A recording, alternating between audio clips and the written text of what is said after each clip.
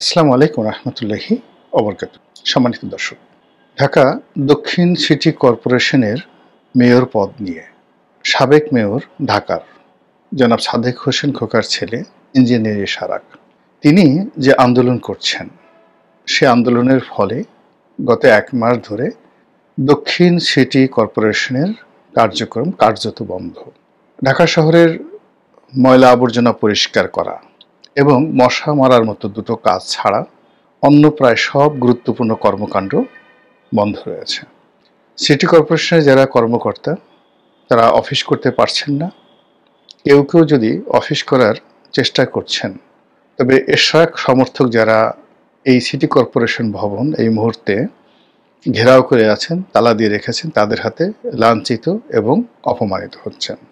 জনাব এশরাক মাঝে মধ্যে সেখানে যাচ্ছেন এবং তার সমর্থকদেরকে তিনি উৎসাহ দিচ্ছেন এবং তিনি যে কথাবার্তা বলছেন, কর্মকাণ্ড চালাচ্ছেন, তাতে এই যে পবিত্র ঈদুল আজহার আগে তিনি যেভাবে ঘোষণা দিয়েছেন যে তাকে যদি নির্দিষ্ট সময়ের মধ্যে শপথ পড়ানো না হয়, সেক্ষেত্রে তিনি নিজেই শপথ পড়ে নেবেন এবং মেয়র হিসেবে, নির্বাচিত মেয়র হিসেবে কর্মকাণ্ড শুরু করে দেবেন। জনাব এশরাকের এই মেয়র পদ, তার সঙ্গে নিম্ন আদালতের রায়, উচ্চ আদালতের রায়, মন্ত্রণালয়ের সিদ্ধান্ত, আইন মন্ত্রণালয়ের মন্তব্য এবং সর্বোপরি নির্বাচন কমিশনের সিদ্ধান্ত, কর্মকাণ্ড, মনোভাব সব মিলিয়ে এরকম একটা জটিল অবস্থা তৈরি হয়েছে, যে অবস্থা সরকারের জন্য এবং এশরাকের জন্য এবং একই সঙ্গে বিএনপির জন্য ভীষণ রকম অস্বস্তিকর। এখান থেকে কেউ যদি পিছিয়ে যান, সেটা যেমন তার জন্য নাক কাটার মতো অবস্থা, আবার এখানে যদি কেউ বিজয়ী হন, তার জিদ, তার সিদ্ধান্ত যদি এখানে বলবৎ হয়, তাহলে প্রতিপক্ষের জন্য সেটি হবে আত্মহত্যার শামিল।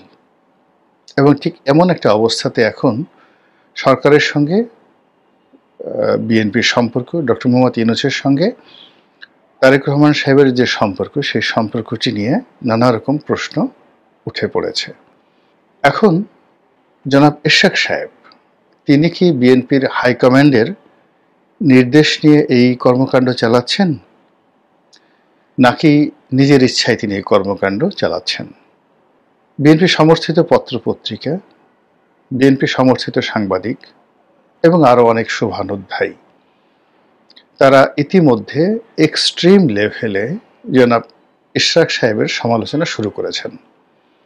সকলের বক্তব্য যে এই ভদ্রলোকের জন্য পুরো দল বিপদে পড়তে যাচ্ছে এবং ওনার জন্য পুরো বিএনপির যে রাজনীতি মুখ থুবড়ে পড়বে। এই হলো যারা সমালোচনা করছেন। বিএনপির অভ্যন্তরীণ খবর যারা রাখেন বা জানেন, তারা অনেকে মনে করেন যে জনাব এশরাক জনাব তারেক জিয়ার খুব ঘনিষ্ঠজন। বলা হয়ে থাকে তিনি জিয়া পরিবারের একেবারে ঘরের মানুষ এবং এই মুহূর্তে পুরো বিএনপি রাজনীতিতে যদি জিয়া পরিবারের ঘরের মানুষ কাউকে বলা হয়, তাহলে সেটা এশরাক সাহেবকেই ধরে নেওয়া হয়। তিনি জনাব তারেক রহমানের স্নেহধন্য। এখন এই যে তিনি তারেক রহমান সাহেবের স্নেহধন্য, এর অর্থ যে তিনি যে কাজ কর্ম করছেন তার সঙ্গে জনাব তারেক রহমান সাহেবের একটা গ্রিন সিগন্যাল রয়েছে।